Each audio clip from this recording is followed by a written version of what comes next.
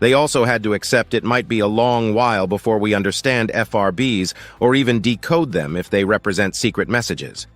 The lack of periodicity aside, most FRB sources flare once, and that is all scientists hear from them again. This has been another challenge when predicting or trying to trace them.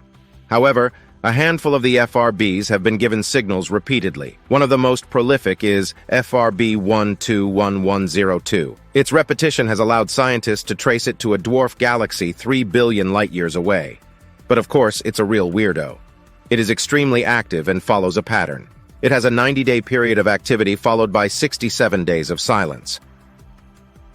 The level of activity of FRB 121102 has given astronomers the chance to catch it when emitting. One of the instruments that have helped detect this particular FRB is the 500-meter Aperture Spherical Radio Telescope, or FAST. The telescope started picking up FRBs even during its commissioning stage. In just 2 months, FAST gathered the data mentioned earlier in a 47-day period, a cumulative total of 59.5 hours.